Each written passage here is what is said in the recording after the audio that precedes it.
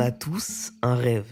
Être astronaute, footballeur, musicien, acteur ou même juste simplement réussir sa vie. Celui de cette dame, il était un peu différent. Son nom, c'est Hannah Lloyd-Jones. Elle est née au Pays de Galles et en 1844, elle va suivre sa famille en route vers une nouvelle vie aux États-Unis. Sa famille, il faut qu'on en parle une minute. C'est des paysans gallois qui sont très croyants, investis dans une communauté chrétienne qu'on appelle le christianisme unitarien. Ils vivent avec la conviction que la nature fait partie de ce qu'il y a de plus grand et nous, humains, devons vivre en harmonie, voire en fusion avec elle. Hannah Lloyd-Jones tombe enceinte en 1866 et ce sera un petit garçon. Assez rapidement, elle a une vision, une ambition, même plus un rêve. Il dessinera, sera un créateur et même plus, ce sera un grand architecte.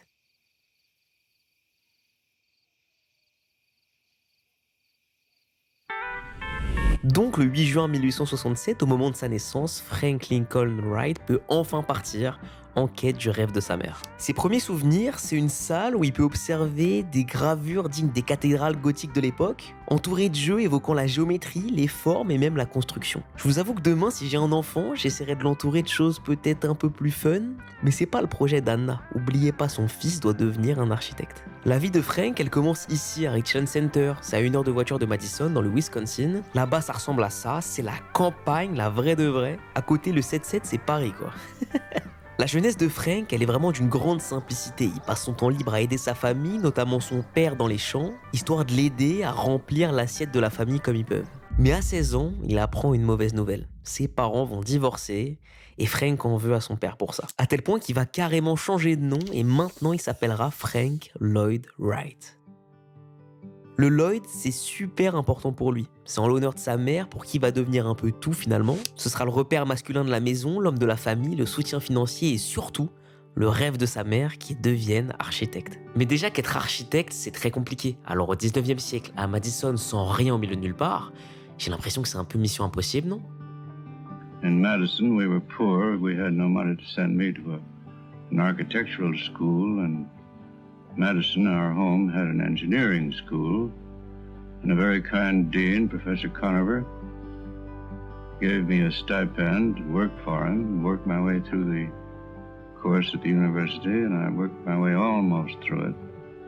If I'd stayed 3 months longer, I would have been given a degree as an engineer, but I was anxious to be an architect, and so I started out for Chicago 3 months before I would have graduated. S'il a choisi Chicago, c'est d'abord car c'est la plus grande ville à côté de chez lui, la plus proche où il sait qu'il aura un maximum d'opportunités. C'est un choix logique et c'est à peu près tout ce qu'on ferait si on habitait à la campagne et qu'on voulait évoluer professionnellement. Mais il n'y a pas que ça. 16 ans plus tôt, il y a un incendie qui a ravagé une bonne partie de la ville qui, depuis, était en reconstruction. Donc s'il y a bien un endroit sur Terre où être en 1887 si on veut devenir architecte, c'est clairement Chicago. Et Frank, il se sent au bon endroit. Pour lui, il a fait le bon choix. Alors assez vite, il trouve du travail chez Joseph Lyman Silsby. C'est un architecte qu'il avait repéré quelques mois avant quand Frank avait donné un coup de main sur les aménagements de la chapelle que son oncle était en train de construire pour leur communauté chrétienne. Dans ce nouveau job, il commence en tant que dessinateur technique, une des étapes assez classiques à passer avant d'être un architecte. Le dessinateur technique, il a un rôle super important pour l'architecte. C'est celui qui va dessiner tous les plans détaillés correspondant aux attentes de l'architecte pour une construction. En gros, l'architecte décide de faire un intérieur comme ça, le dessinateur lui doit noter toutes les mesures et les informations qui permettent de réaliser ça. Alors Frank a son nouveau job, il dessine pour le cabinet Silsby, c'est cool, mais ce qu'il dessine ça le passionne pas. Alors il s'ennuie très vite. Du coup, il s'en va. Assez rapidement après ça, il va réussir à rejoindre le cabinet Adler et Sullivan et là, c'est clairement autre chose. Adler et Sullivan, c'est un des premiers cabinets d'architectes qui travaillent sur les gratte-ciel. Frank, c'est un grand fan du travail de Louis Sullivan, un des 2 fondateurs du cabinet, qui devient donc son patron et même bien plus, ça va devenir son mentor. D'ailleurs, vite fait, qui valide la coupe de Louis ici là? Perso, je sais pas trop. Bref, Frank Lloyd Wright avait vu juste, il est au bon endroit au bon moment et c'est à ce moment précis qu'il va tout apprendre. Mais attendez. Comment il a été pris là-bas alors qu'il a même pas encore étudié l'architecture? Pas d'école, de pratique, de leçons, même pas un petit diplôme. La réponse elle est simple, c'est juste qu'il est bon. Il est même très bon. Et quand t'es très bon, généralement on te donne les opportunités que tu mérites. They were influencing nearly everybody in the country. And I remember Lieber Meister would come in and throw something on my table, the Wainwright Building in St. Louis. He said, "Wright, The thing is tall. What's the matter with a tall building? And there it was, tall. And after that, why, the skyscraper began to flourish. And I think all the skyscrapers you see today were the result of Louis Sullivan's initiative. C'est assez évident, mais Frank va apprendre le métier et progresser super vite. En même temps, quand tu commences avec un des pionniers de l'architecture ultramoderne de l'époque, qui travaille sur la création de gratte-ciel au 19e siècle, tu vas pas apprendre au même rythme qu'un débutant classique. C'est comme si tu commençais le foot et ton capitaine c'était Messi, ou que tu commençais la guitare et que ton prof c'était Jimi Hendrix, ou que tu passais le permis avec Lewis Hamilton. Bref, il est dans l'environnement parfait. Et devinez quoi? Ouais, il s'ennuie déjà. D'ailleurs, je vous ai pas dit. Il y a autre chose qui a changé pour Frank. Un petit truc en plus dans sa vie. C'est Catherine Lee Tobin. Ils se sont rencontrés au moment où Frank est arrivé à Chicago et c'est rapidement l'amour fou. Le projet avec elle, il est assez simple, mais le problème, c'est qu'il coûte un peu d'argent. Du coup, faut qu'il en parle à son boss. Louis, je veux absolument fonder une famille et il faut que je construise ma maison. S'il te plaît, prête-moi $5 000 pour que j'achète un terrain et que je la fasse construire. J'avoue, j'ai inventé la fin. J'ai même inventé tout le dialogue, mais vous avez compris. Il lui demande des sous. Mais $5 000 à ce moment-là, c'est comme prêter $150 000 aujourd'hui. Le truc, c'est que Louis, il croit en lui et il a beaucoup d'argent. Donc il est OK. Il lui dit, tiens, prends l'argent et va la construire ta maison, Frank. C'est comme ça qu'est né le 951 Chicago Avenue à Oak Park. Là, on se balade dans un quartier de Oak Park, c'est collé à Chicago et ça ressemble à quelque chose de très classique. On a quelques maisons en briques, un peu de bois, mais rien de choquant pour une maison de banlieue américaine. Mais vous avez vu ça? Ok, là c'est différent. En fait, on est au 951 Chicago Avenue et c'est là que Frank Lloyd Wright a construit sa toute première maison avec son tout premier studio personnel. Et le moins qu'on puisse dire, c'est que ça avait du style. Le niveau de détail dans cette maison, c'est assez fou. Et ce qui l'est encore plus, c'est qu'il avait 22 ans au moment où il en a fait le design. Et ça a plus de 130 ans aujourd'hui. C'est écrit quoi au-dessus de la cheminée là? La vérité, c'est la vie. Mon ami autour de cette cheminée ne dit rien de mal de quelconque créature, qui que ce soit. Et honnêtement, moi, cette cheminée, je m'en fous un peu.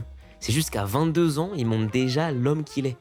Quelqu'un de digne, respectueux et surtout profondément bienveillant. D'ailleurs, il va y accueillir son premier enfant, Frank Lloyd Jr. Et 2 ans plus tard, il va même en avoir un deuxième, John Lloyd. Sa maison, elle va choquer tout le quartier. Ils sont en mode, c'est quoi ça? Qui a fait ça? Est-ce qu'il pourrait pas faire ma nouvelle maison? Le docteur Allison Harlan, un dentiste de Chicago, c'est le premier à lui demander. Et Frank, il a besoin d'argent. Sa maison, elle lui a coûté très cher, intégralement faite sur mesure, des extérieurs jusqu'au mobilier intérieur. Et en plus de ça, il doit assumer sa famille, rembourser son prêt à Louis Sullivan. Et additionner à tout ça, Frank, il aime les belles choses, les beaux habits, les belles voitures. Donc il va accepter. Et la maison du docteur Harlan, il va la faire. Et ça va être pareil pour Warren MacArthur et George Blossom. Puis les voisins du quartier viennent le voir à leur tour pour qu'ils s'occupent de leur maison. Et il accepte aussi. Et il y en a aussi d'autres qui viennent des alentours. Ces maisons, elles vont toutes avoir le même nom. C'est les Bootleg House. Pourquoi bootleg? Parce qu'il les a toutes faites en parallèle de son contrat chez Adler et Sullivan et il en avait absolument pas le droit. Il l'a fait en douce sans prévenir personne, encore moins ses patrons, et c'était son petit secret pour s'amuser créativement et surtout gagner plus d'argent. Et évidemment qu'au bout d'un moment, il s'est fait cramer. Un jour, Louis Sullivan se balade dans le quartier, il voit une de ses maisons et assez vite il comprend. C'est Frank qui est derrière tout ça. Alors il convoque, ils en parlent et Frank Lloyd Wright quitte sur le champ son travail chez Adler et Sullivan. Est-ce qu'il a été viré ou est-ce qu'il est parti de lui-même? On le saura jamais, mais c'est pas grave, car Frank l'admire toujours et surtout il le respecte. Écoutez comment il parle de lui à la fin de sa carrière. And I remember Liebermaster would come in and... Liebermaster, c'est un terme allemand qui veut dire mon cher maître. Bref, Frank est seul, livré à lui-même, mais plus déterminé que jamais à faire de ses idées une réalité. C'est à ce moment-là qu'il va développer son premier concept, la Prairie House.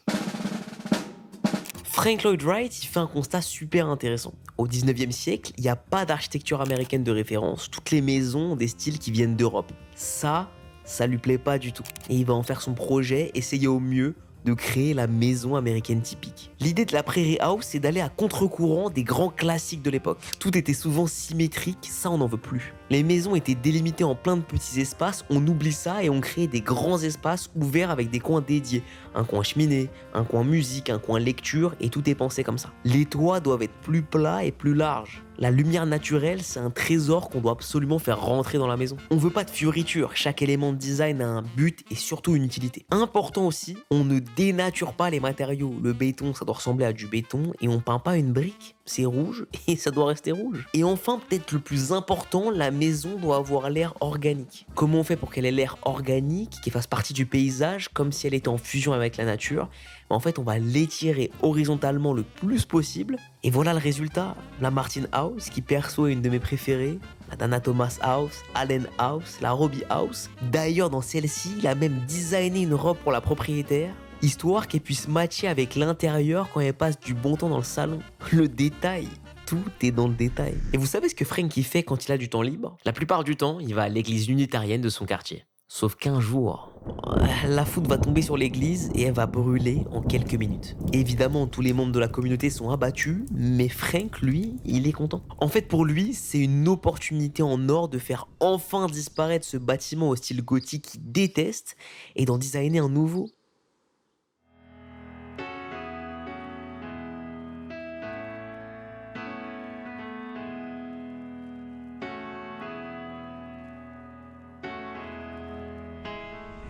Voilà ce qu'il propose pour la remplacer, Unity Temple. C'est un ensemble de 2 blocs dans une salle de culte formant un carré parfait avec un plafond en puits de lumière pour illuminer ce carré. C'est vraiment différent et ça fait parler.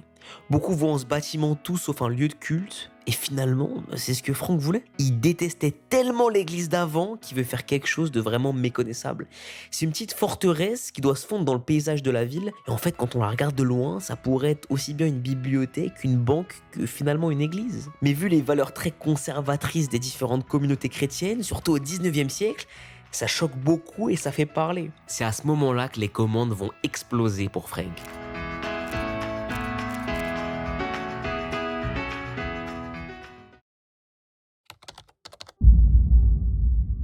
Mais cet état de grâce où Frank enchaîne les grosses créations, ça va pas durer, car ça se complique au boulot et à la maison. Au boulot, car comme d'hab, tout va bien, mais il commence déjà à s'ennuyer. Il a tellement enchaîné, il sort les maisons à l'affilée sans pouvoir se renouveler créativement, et ça lui plaît pas. Frank, c'est quelqu'un qui veut créer des choses nouvelles, toujours aller de l'avant. Sauf que là, il se retrouve à faire toujours les mêmes Prairie House. Évidemment, elles ont un peu de différence, c'est pas exactement les mêmes créations.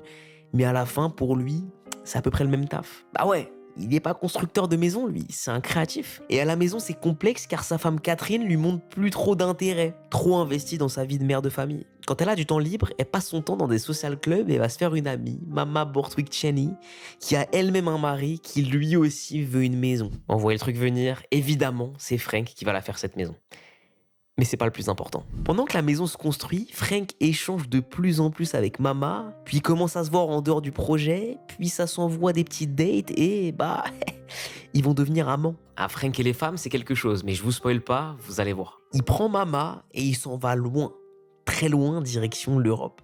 Il a tout lâché, hein. Femme, enfant, studio, tout, et il va kiffer sa vie avec Mama en Europe. Ouais, un homme amoureux, souvent, ça fait des choix discutables, mais je suis pas là pour juger. Quand il revient 1 an après, il est pas trop le bienvenu. À Chicago, tout le monde connaît sa petite histoire avec Mama et il s'est fait une vraie mauvaise réputation. La clientèle veut plus du tout être associée à lui parce qu'être associé à quelqu'un qui a trompé sa femme à l'époque, c'est vraiment la honte. On est très loin des standards d'aujourd'hui, hein. Oulala. Frank a plus de clients à Chicago, donc il lui faut un autre endroit. Un endroit loin de tout où il pourrait repartir de zéro et reconquérir une clientèle qui n'a pas cette image de lui qu'on a à Chicago. Donc il réfléchit et il se rappelle qu'à Spring Green, il y a une colline où il allait tout le temps quand il était petit. Ça appartient à sa mère et peut-être qu'elle pourrait lui donner l'accès à l'endroit. Il pourrait construire une maison, un nouvel endroit où s'épanouir professionnellement et personnellement. C'est exactement ce qui va se passer. Bienvenue à Taliesin. So I chose Taliesin for a name. It means shining brow. And Taliesin is built like a brow on the edge of the hill, not on top of the hill, because I believe you should never build on top of anything directly. Vous voyez comment la maison, elle se fond dans le paysage? C'est ça l'architecture organique. On va étaler la maison pour qu'elle prenne un maximum de place horizontalement. C'est bas et très très large. Les matériaux utilisés viennent du lieu de construction pour rester dans des formes et des couleurs qui font partie de l'environnement. C'est pas régulier ou symétrique à la manière de la philosophie japonaise du wabi-sabi, des imperfections feront ta beauté. En fait, Taliesin n'est pas sur la colline, mais dans la colline. C'est exactement le concept de l'architecture organique. Et ça, c'est du génie. A sense of unity of the altogether that makes it part of its site. If the thing is successful, the architect's effort, you can't imagine that house anywhere than right where it is. It's a part of its environment, and it graces its environment rather than disgraces it. The site determined the features and character of the house. Taliesin lui fait un bien fou. Lui qui était dans la tourmente, avec plus trop l'envie de créer des nouvelles choses, plus d'inspiration, tout ça c'est derrière lui quand il arrive à Taliesin. Il est de nouveau en forme et vous savez ce qui se passe quand Frank Lloyd Wright est en forme, il enchaîne.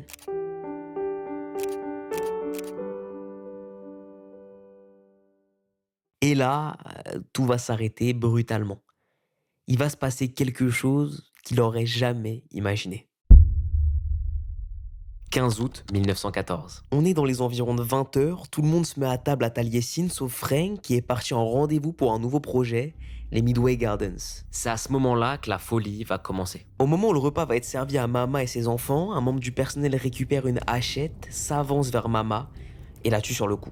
Idem pour son fils John, à côté d'elle. C'est la panique totale, tout le monde se met à crier en essayant tant bien que mal de fuir l'assaillant, mais il finit par retrouver Martha, sa fille de 9 ans, qui tue aussi sur le coup avec sa hachette. Il met le feu à l'entrée et la sortie de Taliesin, alors d'autres membres comprennent ce qui se passe, commencent à fuir. 3 seront interceptés par le meurtrier et meurent sur le coup. Une grande partie de Taliesin est réduite en cendres, 7 personnes de l'entourage de Frank sont mortes, dont sa femme et 2 de ses enfants. Quand Frank Lloyd Wright apprend ça, c'est évidemment un énorme choc à tel point qu'il en perd la vue pendant plusieurs jours. Lui qui était enfin heureux, avec une nouvelle équipe, à travailler sur des projets ambitieux, dans un lieu qu'il adorait, tout disparaît en quelques minutes comme pour rappeler que le bonheur peut s'échapper à chaque instant sans qu'on le voie jamais venir. Parlons du tueur. C'est qui et surtout pourquoi il a fait ça? Julian Carlton, c'est son nom. Il était un des domestiques de Taliesin et surtout victime de harcèlement par un des membres de l'équipe de Frank depuis des mois, Emile Brodel, mort lui aussi dans la tuerie de Taliesin. Après avoir commis l'irréparable, Julian Carlton a tenté de se suicider en buvant une dose d'acide chlorhydrique, mais la dose n'étant pas assez importante, il s'est juste brûlé tout l'œsophage, plusieurs organes, au point de plus pouvoir manger et de mourir 47 jours plus tard en prison de famine.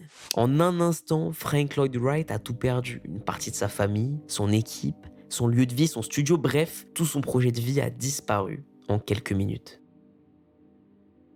Une fois remis de ses émotions, il décide de reconstruire Taliesin. Ça sera Taliesin 2. Il pourra plus y vivre, impossible pour lui de rester seul avec tous ses souvenirs en tête, mais il tiendra à garder ce lieu en hommage à Mama avec qui il l'avait pensé, et il s'en servira pour collectionner ses objets et œuvres d'art. La période a été très dure pour lui, trop dure même, il a besoin de renouveau. Et qu'est-ce qu'on fait quand on a besoin de renouveau? On part en voyage.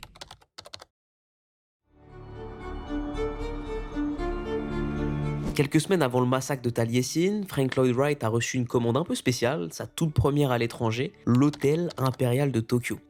C'est un projet différent, un hôtel de 250 chambres, il y a un grand jardin au milieu des chambres avec le lac dans l'allée centrale pour un budget de 4,5 millions de dollars. Et au même moment, ça fuse créativement, il est inspiré par un nouveau truc, les temples mayas. Alors quand on lui commande des designs pour des maisons à Los Angeles, il va créer ces maisons qui ont toutes l'air de venir d'un autre temps, presque comme des décors de films, mais dans la vraie vie. D'ailleurs, la Ennis House est certainement la plus réussie et surtout la plus connue, puisqu'énormément de films y ont été tournés, tellement l'endroit véhicule une ambiance qu'on voit nulle part ailleurs. Blade Runner, Rush Hour, Predator 2, Le flic de Beverly Hills 2 et même Buffy contre les vampires, tous ont tourné des scènes à la Ennis House. Ça change complètement du style des Prairie House et ça lui fait du bien. Vous voyez là cette qualité des plus grands artistes à se renouveler en nous proposant ce qu'on attend le moins. Ça, Frank Lloyd Wright est là et c'est ce qui fait que pour moi, c'est un des plus grands. Bref, retour au Japon. 1914. On est dans les environs de 20 heures, tout le monde se met à table à Taliesin sauf Frank qui est parti en rendez-vous pour un nouveau projet, les Midway Gardens. C'est à ce moment-là que la folie va commencer. Au moment où le repas va être servi à Mama et ses enfants, Mama, qui est L'hôtel impérial, c'est un bijou d'architecture et surtout un exploit. Il a su s'adapter à l'environnement japonais tout en gardant sa marque de fabrique, la touche Frank Lloyd Wright avec ses éléments marqués dans la pierre, ses toits larges à pente faible et la multiplication des fenêtres. C'est japonais, mais ça reste lui et ses idées. En plus de ça, le Japon, c'est un public qui est hyper difficile à convaincre. Ils sont hyper fiers de leur identité et surtout de leurs racines. Alors quand un Américain vient construire l'hôtel impérial de Tokyo, tout de suite c'est vu un peu bizarrement. Qu'est-ce que l'Américain vient foutre chez nous? Mais surtout, Tokyo, c'est une terre de séisme. Et quand en 1923 le séisme Kanto vient détruire Tokyo, un des seuls bâtiments qui reste debout avec quasiment aucun dégât, c'est l'hôtel impérial de Frank Lloyd Wright. Pourquoi? Parce qu'il n'est pas venu en bon américain, fier de lui sans se renseigner. Non, il avait tout prévu. Les fondations étaient beaucoup plus profondes que d'habitude et la structure avait été allégée pour créer un maximum de souplesse en cas de mouvement. Les toits japonais en tuiles lourdes avaient été remplacés par des plaques de cuivre légères. Et il a littéralement inventé pour ce bâtiment un système de fondation et de charpente inédit pour l'époque. Résultat, les Japonais ils sont choqués. C'est un des seuls bâtiments qui n'a pas bougé. C'est clairement une réussite, le public est conquis et il repart en héros. Enfin, presque. Parce que là, on a un problème. Et c'est un vrai gros problème. Frank Lloyd Wright, c'était une personnalité connue et il avait des fans. Après les événements tragiques qu'il a connus à Taliesin, il a reçu beaucoup de lettres de soutien, dont certaines provenant d'une dénommée Myriam Noël. Il commence à échanger par courrier avec elle, puis il se voit et une nouvelle fois, il tombe assez vite amoureux. Alors il l'emmène avec lui au Japon, où il essaie de reconstruire sa vie tant bien que mal, avec toujours les souvenirs de Mama et Taliesin. Mais ça devient très vite compliqué, il se rend rapidement compte que Myriam est addicte à la morphine, et ça joue clairement sur son comportement. Pire que ça, elle est diagnostiquée schizophrène, ce qui complique encore plus leur relation. Et vous savez ce que Frank fait pour sauver leur relation? Il la demande en mariage. Et elle accepte. Et ça, c'est, je pense, une des plus grosses erreurs de sa vie. Pourquoi? Parce que le mariage, il est insoutenable et assez vite va venir le divorce. Quand le divorce est prononcé, elle lui prend tout. Il lui reste quasiment plus rien et il est endetté plus que jamais. Et le pire, c'est qu'il se passe autre chose en même temps. Pendant qu'il est au Japon, il y a un orage à Spring Green qui provoque un court-circuit dans une pièce à Taliesin qui va brûler pour la deuxième fois, emportant dans l'incendie une grande partie de ses œuvres d'art. Vous voyez, à ce moment-là de sa vie, il est dans cette période où tu as l'impression d'avoir connu le pire, alors que le pire, il est encore devant toi. La reconstruction de Taliesin, c'est même pas une question pour lui et il va le faire. Il va créer Taliesin 3. Mais en 1927, il a tellement plus d'argent que la banque va saisir la maison avant que les travaux soient terminés. Cette fois-ci, c'est officiel. Frank Lloyd Wright est ruiné et il a plus rien. Pour rien arranger à ça, le crash boursier de 1929 à Wall Street va plonger les États-Unis dans des difficultés économiques noires et Frank n'a littéralement plus de clients. Plus personne lui propose de projet. Certains se moquent même de lui en conférence et disent Frank Lloyd Wright, mais il est pas mort lui? Bref. C'est assez simple, il est moqué, ruiné et plus personne veut de lui pour travailler.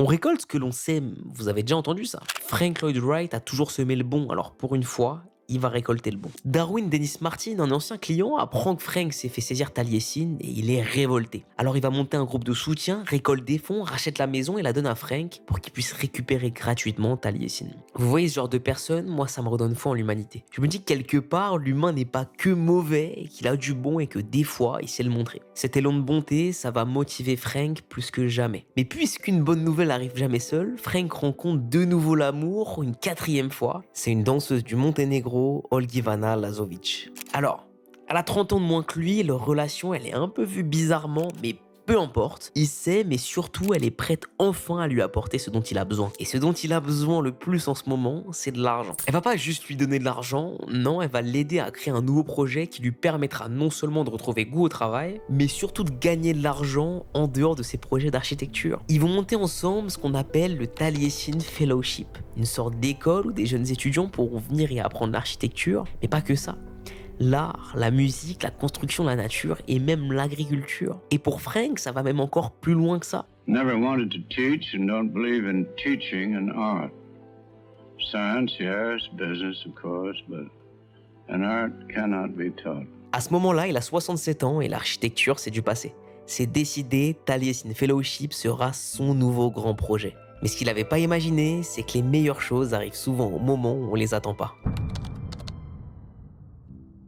Lui, c'est Edgar Kaufman Jr. Il est étudiant en architecture et pendant ses vacances d'été, il passe son temps libre à lire la biographie de Frank Lloyd Wright. À la fin de sa lecture, il est convaincu. Frank Lloyd Wright, c'est un génie. Mais plus que ça, il faut absolument qu'il aille au Taliesin Fellowship pour travailler avec lui. Donc c'est ce qu'il fait, il part au Taliesin Fellowship avec Frank et tous les autres élèves. Son père, Edgar Kaufman, c'est un gars qui a de l'argent. Genre beaucoup d'argent. Il a fait fortune grâce au grand magasin Kaufman lancé par sa famille et dont il a hérité, une sorte de galerie Lafayette de l'époque, l'endroit le plus réputé de la zone de Pittsburgh pour faire son shopping. Il a déjà une maison luxueuse à Pittsburgh, mais il aime bien partir au fin fond de la forêt le week-end pour prendre du bon temps en famille. Il y a d'ailleurs construit une petite cabane vers Mill Run. Mais au bout de 10 ans et passé tous ces week-ends, il se dit que ça pourrait être une bonne idée d'y construire sa maison de vacances. Donc en 1934, c'est décidé, il va faire construire cette maison de vacances avec une vue imprenable sur la cascade d'eau du coin qu'il aime tant. Il a énormément d'argent, qui peut appeler n'importe qui pour lui designer une maison incroyable. Alors logiquement, il pense aux architectes les plus en vogue du moment. Van der Rohe, Neutra ou même Le Corbusier. Quand son fils entend parler du projet, il lui dit « Papa, l'architecte de la maison de vacances, il faut que ce soit Frank Lloyd Wright. » Le père va voir Frank, ils en parlent, et c'est deal. Frank Lloyd Wright va construire cette maison de vacances avec vue sur la cascade. Assez vite, il part en visite sur le terrain pour voir un peu l'environnement, prendre quelques notes, puis il rentre à Taliesin. Pendant 9 mois, il se passe rien.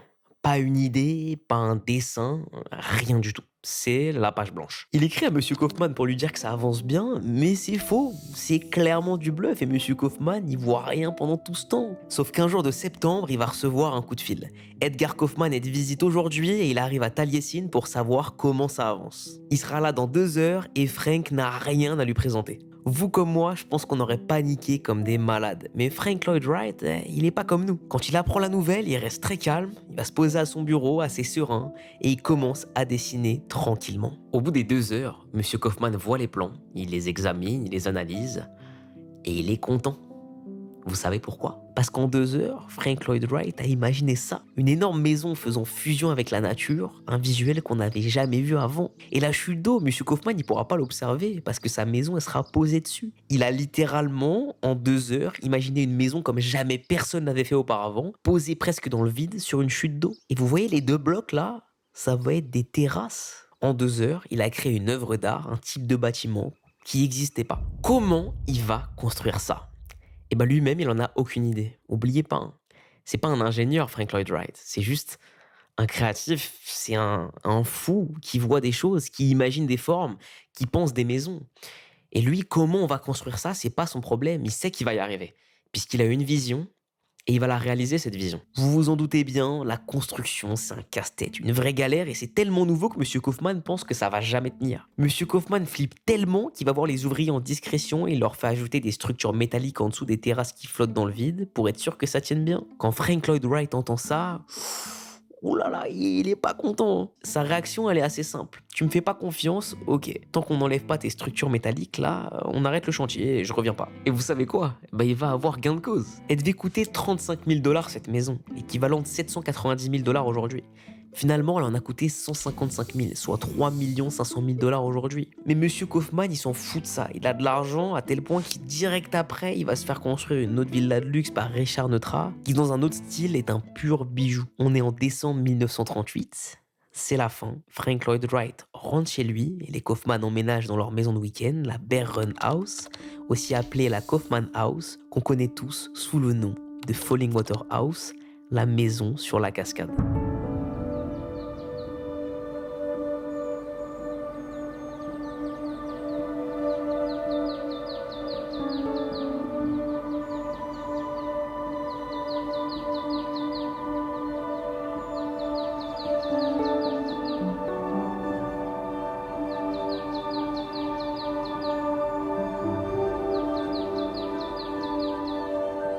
La première fois que j'ai vu Falling Water, j'ai été choqué. Oui, une maison, c'est ça.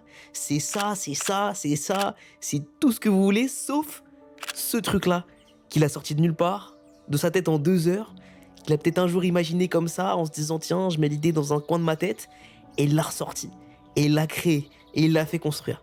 Et ça donne un truc qu'on n'avait jamais vu avant. Pour moi, c'est presque une petite révolution dans ce domaine, et c'est là, précisément pour moi, qu'on peut parler de travaux dignes d'un génie dans son domaine. Il y a tellement de détails fous dans cette maison. Quand tu rentres, t'as une fontaine, mais elle est pas là pour faire beau. Elle est juste là pour simuler le bruit de la cascade que t'entends pas quand t'es devant la maison. Quand tu rentres, l'espace est super grand avec plusieurs coins détente ayant chacun leur utilité et leur ambiance mais réunis dans un seul et même énorme salon. C'est tellement avant-gardiste. À la cheminée, Frank a voulu laisser des bouts de roche d'origine pour donner cette impression d'encastrement dans la cascade. Et tu vois cet escalier là, il mène nulle part. Même la famille Kaufman s'est longtemps demandé ce que ça faisait là. Le but c'était de donner la possibilité aux habitants de venir poser les pieds dans l'eau de la cascade sans avoir à sortir de la maison et du coup risquer de tomber dans la cascade. D'ailleurs, il y a aussi une piscine naturelle plus haut si tu veux juste aller te baigner. Et tu vois cette grosse boule orange là, c'est une pièce faite sur mesure pour chauffer l'eau à la cheminée, histoire de pouvoir y faire du thé ou du café. Ce niveau de détail, en 1939, franchement c'est une folie. Vous avez vu comment le plafond il est illuminé là? Et ce grand bloc qu'on voit de loin là, c'est la terrasse de la plus grande chambre qui donne une vue sur toute la forêt. Quelques années plus tard, ils ont même fait une guest house pour accueillir les amis de la famille. Et encore une fois, c'est brillant. Même Albert Einstein y est venu rendre une visite. Vous savez pourquoi Frank Lloyd Wright a voulu construire la maison sur la cascade? C'est pas juste un défi, c'est pas juste une folie pensée en 2 heures, non. C'est parce que il se disait, déjà la maison doit fusionner avec la nature, c'est vrai, mais surtout, si t'as ta maison en face de ta cascade, tu vas t'ennuyer. Au bout de 3 ans, t'auras juste l'impression de voir la même chose en boucle. Est-ce que c'est pas plus grandiose, plus significatif que ta maison soit posée dessus? C'est un peu le symbole de l'endroit où t'es. Et si ça faisait partie intégrante de ta maison? Bref, c'est une folie et Frank Lloyd Wright, grâce à la Falling Water House, est enfin considéré comme le plus grand des architectes.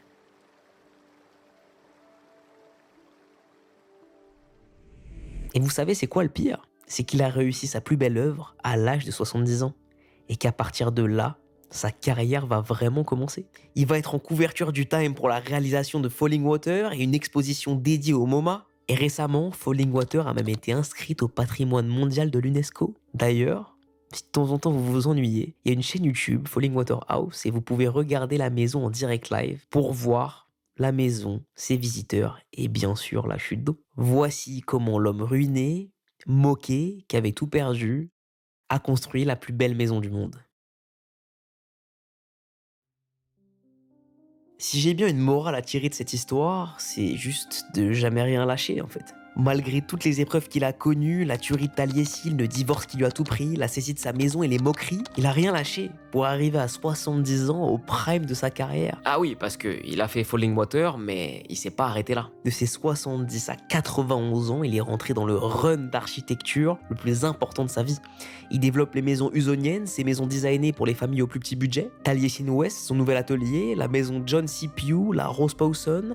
Il fait son premier magasin, le magasin Vici Morris, une grande tour, celle de la société H.C. Price. Et il enchaîne les projets sans s'arrêter, les commandes arrivent, il les prend, il les réalise même en même temps, et il a jamais eu autant de travail qu'à ce moment-là. Il fait les locaux de S.C. Johnson, qu'il n'a pas pu créer sous forme organique, mais vous commencez à le connaître, c'est pas grave. Il va créer des colonnes de structures qui font penser à des arbres, qui montent vers un ciel artificiel. Et il va terminer à l'âge de 91 ans sur son œuvre la plus folle, le Guggenheim Museum de New York, peut-être son œuvre la plus célèbre que malheureusement, il n'aura jamais eu le temps de voir terminer.